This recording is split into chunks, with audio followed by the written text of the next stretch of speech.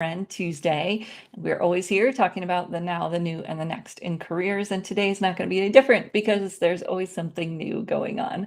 We've had the talk of recession, will we, won't we, back and forth for the last year and a half.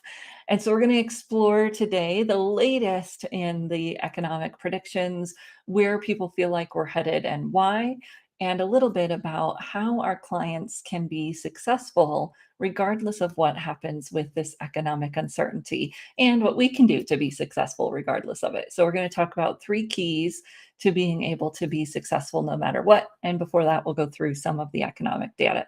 So, thank you for joining me here for Trend Tuesday. We're here every Tuesday, both on our LinkedIn page as well as on our YouTube channel. And then we cut some of those and drop them to YouTube. So subscribe to our YouTube channel. You'll get the little pieces and parts that you might have missed, as well as some new videos. So let's talk about what's going on with the economy right now. The last week has been a little slew of positive things saying that we're not in a recession. The numbers from last quarter look better than we thought they would, which is good. But I'd love to hear from you all. What are you seeing with your clients? And regardless kind of what's going on there in the big economic picture, what are you seeing with your clients? Now, the good news is that we're seeing this good news across more geographies than just the US. So there's good economic news coming out of Europe. They're saying that Spain and Germany and some of those countries have seen more growth than they anticipated. So we're seeing good news there. But I'd love to hear from you. And even if you're watching this replay, what do things look like in your geography as well as your industry? So Robbie is saying that in healthcare, most educated and savvy, why they shouldn't worry, and they shouldn't, right? Well, mostly, and we'll talk about this, what's the most productive thing we can do and how can we stay productive even in times of uncertainty? So what I'm seeing in a lot of the articles, and like I said, there's kind of this slew of articles in the last week about how the economy is better than people expected. Growth 2.4% was better than people expected. And yet there's still this concern. I think we get a little bit tired of the concern. Like I said, it's been at least a year and a half that the sky has been falling and we're going to go into this recession. And it was the banks and a couple of the Silicon Valley banks that failed. And yet we still held pretty steady. Inflation has dropped. It's still a little bit higher than people want to see it, but it's significantly lower. I think the last figure that I saw was 3%.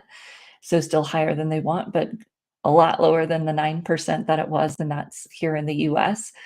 But when we look at the indicators of what's going on, you've got low unemployment. We'll talk about that a little bit. And also, you've got the high interest rates, and that they're anticipated to raise the rates a little bit more to try to get inflation even lower. We'll see what happens and what impact that has, and what impact that has on your industry. What I'm also seeing is that as we move forward, a lot of a lot of it is somewhat psychological, that now that there's good news, how will that impact some of these moves that people have made? We talked a lot about the tech layoffs and how those were somewhat reactionary to the big hirings that happened during COVID and people offloading some additional staff that that maybe shouldn't have hired, which is frustrating for those people that end up being caught up in that. And so has that leveled out? And now we'll see some shifts. Consumer spending still seems to be pretty strong. It's interesting that we're seeing some layoffs. I know one of our colleagues was just saying that CVS announced a layoff of 5,000 people. How will that impact, your community, your local community, if that's a big employer in your area? And then what does that mean for those folks? We'll talk about that. Gas prices going up, a sign that people are watching. Yep. And kind of depends on what side of the coin you are on that one. And to be productive and solution focused, yes. Gas prices going up, people are traveling more, so that could be a good thing. Also, it obviously reflects the price of oil, and depending on how much that flux is, that could be a good thing or a bad thing. So all good indicators to watch. Thanks for sharing that, Anne. wired for productivity. Yeah, although sometimes we've got to watch over doing that, right? Burning ourselves out. So finding that place and being watchful. So one of the articles that I was reading about this, and I'll pull it up just for a second, and then you can catch the link as well.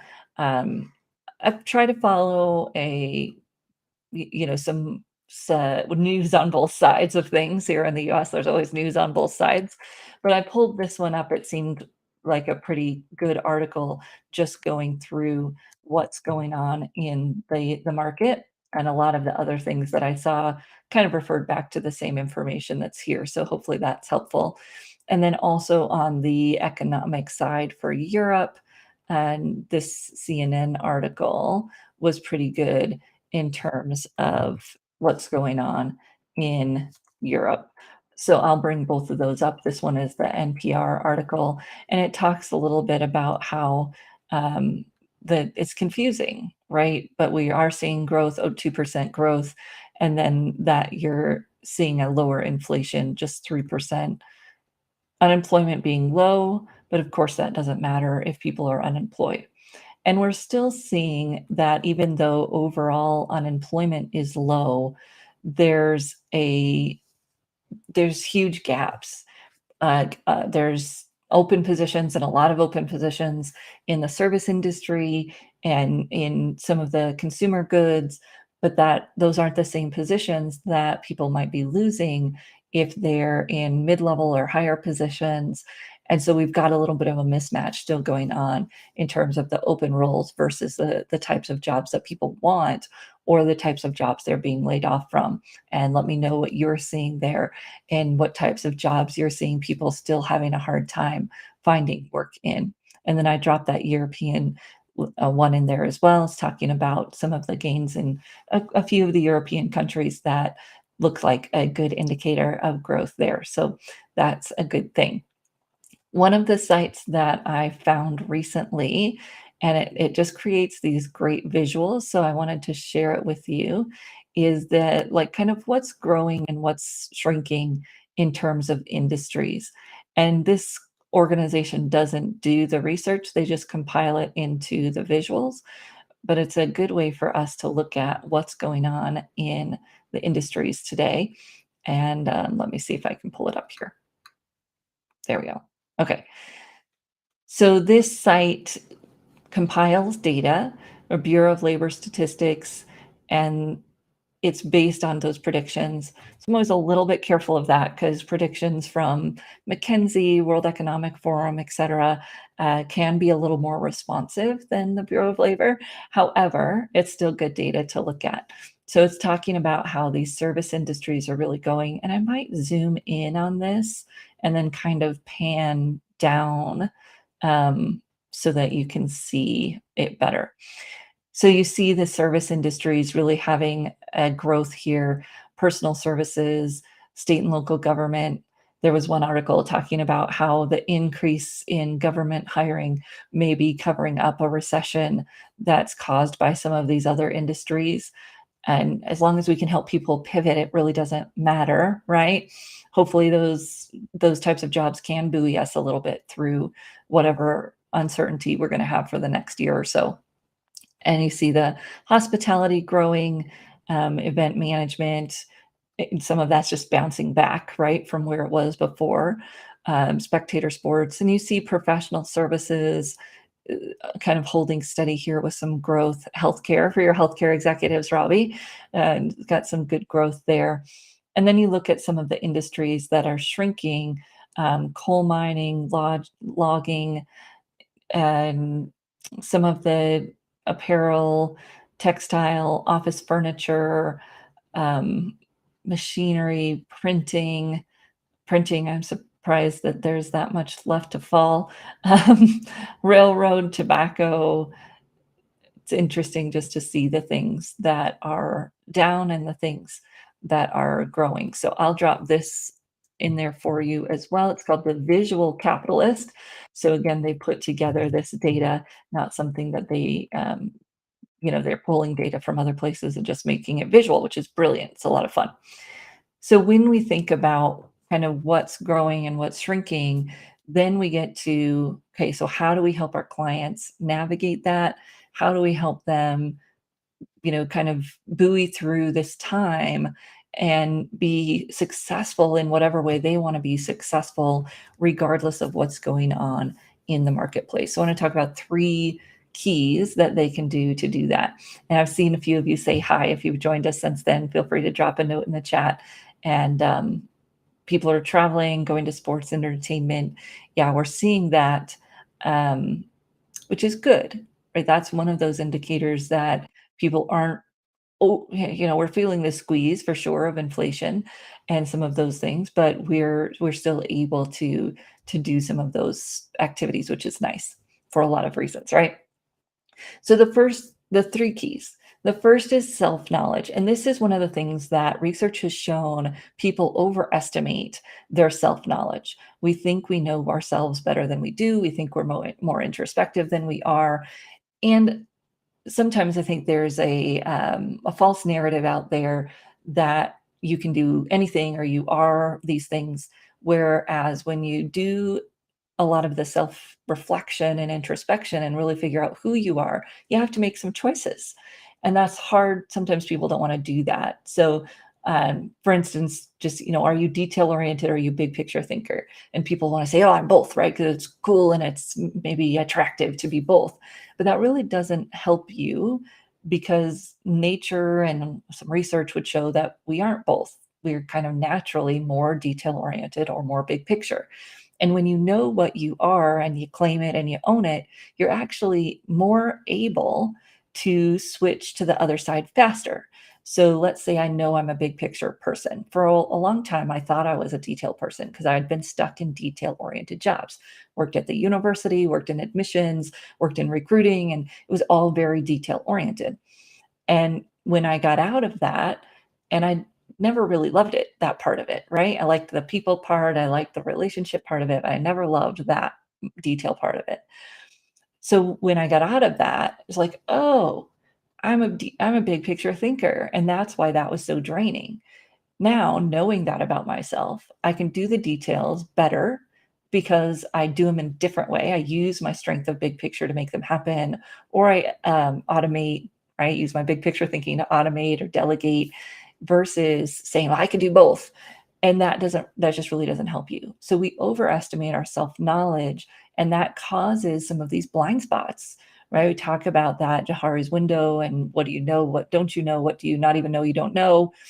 When we don't have the self-knowledge, that window of things we don't know about ourselves is just like wide open, right? A truck could drive through it. And that hurts us. And it really hurts our ability to be flexible and to pivot. And it also hurts our confidence, although in a way we might not even notice, but because we come across these things and we're like blindsided and we continually feel that. And so our lack of self-knowledge hurts us.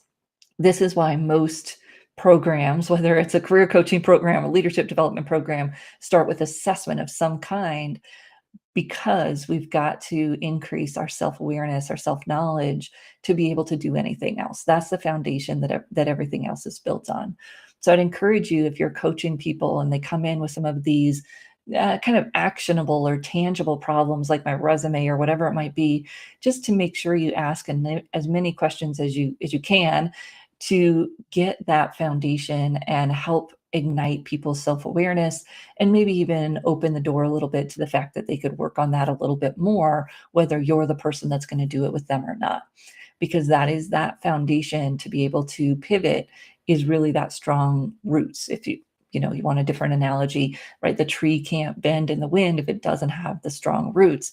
Actually, when I lived in Utah, there was a strong wind and all these trees got uprooted because of the strong wind, right? If you don't have strong roots, you don't understand who you are, and the wind comes, like you're not able to bend. You're just going to flop right over and be dead in the grass.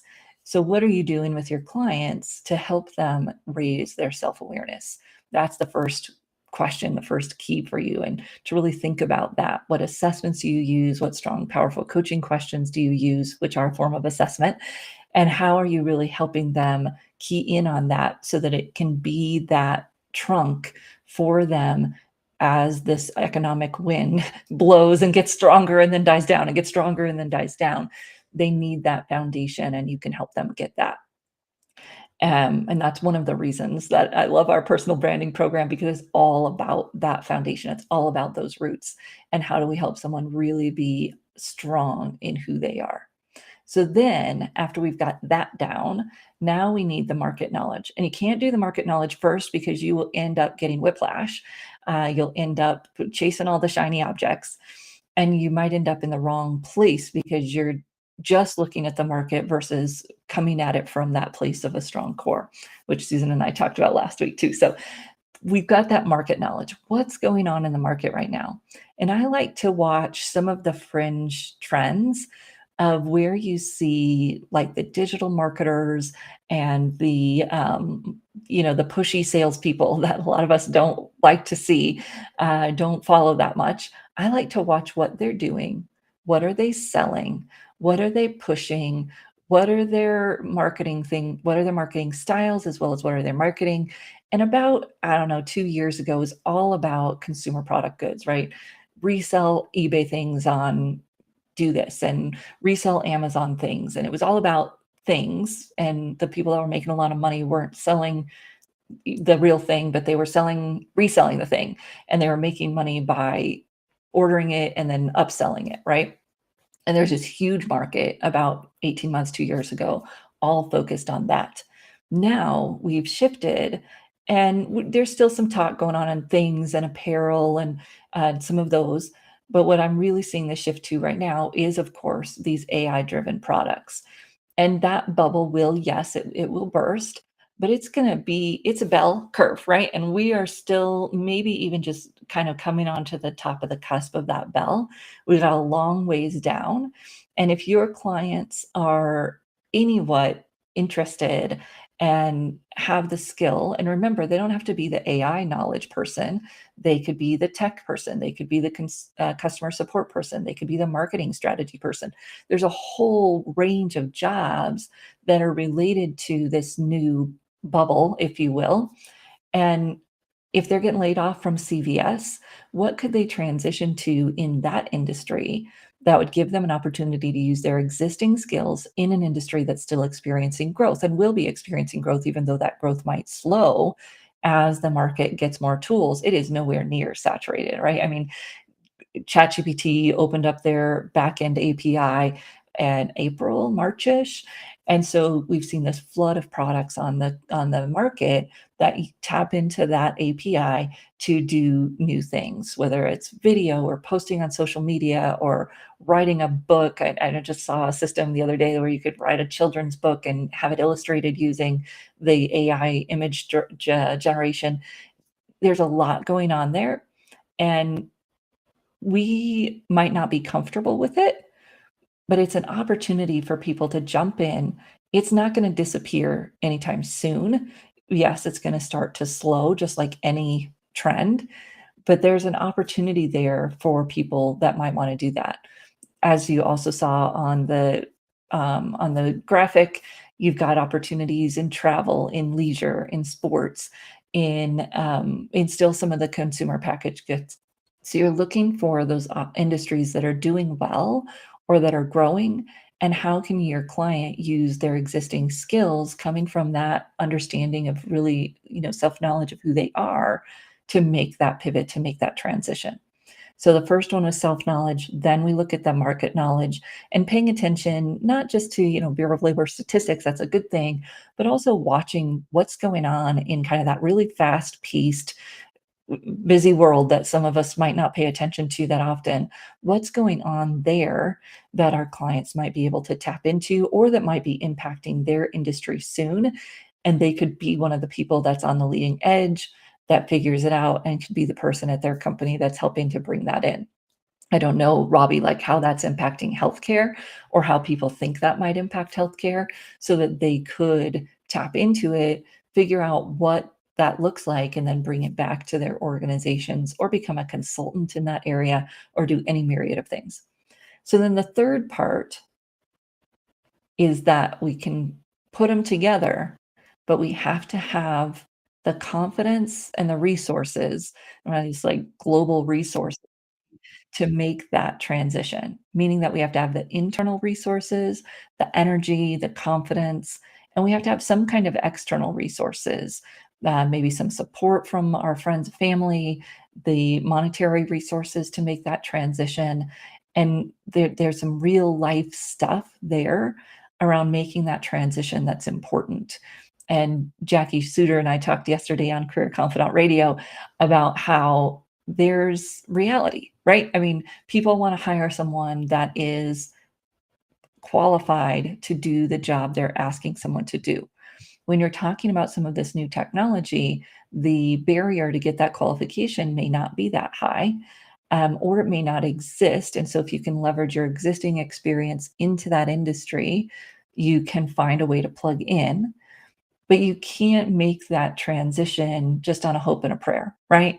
We've got to be able to connect the dots. And this is why those two pieces are so important, that self-knowledge and the market knowledge, because when you bring them together and you have some brain space, some help, and some guidance in creating innovative options, that's where we get the opportunity to not fall flat on our face during this kind of uncertainty, where we're looking ahead, which I understand isn't everybody's cup of tea, right? It's not everybody's cup of tea to look ahead, to see what's coming, and to make those connections. But that's why you are there for your client, is to help them do that, or even for your prospects, to figure out in your industry, what are the opportunities? What are those gaps that need to be filled? And how could you help people start to recognize those? And you could do a lot of that, on in just building your visibility, and then you would be the person that would help them make the connections, help them walk through that process of gaining the skills and resources that they need to be able to make that transition. So those are the three keys to, withstanding the storm, because I don't think, unfortunately, that this is gonna be the last wave, just based on the things that I read. It's like, well, it's better, but wait, don't get too comfortable. I don't know what it is with our, seems like a kind of like obsession right now with this economic flux. So it's not gonna go away, and we have to help our clients build a core that can withstand the wind, and to research the areas that they might want to flex to based on their skill set. And we do, we have so much fun with this. We have so much fun with this because it is an opportunity for people to do something that they've never done before, to really think about what is at their core. What does that look like? How do you connect it to your target audience? Because that's your unique promise of value, not just about you and your promise, but the value it adds to your audience, which you can't articulate if you don't know who your audience is or what they care about. Then you're building towards, how do you make those connections? How do you share what you've done in a way that relates to what people really care about? And then how do you live that every day so that you don't have to be pushy and salesy? Because branding is an attractive force. Branding is all about attracting things to you because you are so clear about what you are and who your audience is and what they care about, that you speak it without the challenge. You speak it without the push. You speak it without the force. And that's what we want to help our clients do. And so if you're interested in joining us, if you've done that program before, you know how transformational it is. And we'd love to have you if you're interested in that program. Shoot me a note, let me know. I think Susan and I are going to do a Q&A next week, because it starts the week after. So we'll do a Q&A. And if you're interested in the link for that, shoot me a note and we'll get that to you. But we look forward to coming back next Tuesday. We'll talk about more trends. And we're going to start talking a little bit. I have so many questions coming in about resumes and applicant tracking systems. I've been putting together a fun little quiz for you to test your applicant tracking system knowledge. So that's where we're kind of our trend conversations will be going, to try to squelch some of those myths and help people be more successful as they're applying to roles that are a good fit for them. So we'll see you next Tuesday here on Trend Tuesday Live. And if you want to catch the updates and the clips, make sure you subscribe to the YouTube channel. Thank you, everyone. We'll see you soon.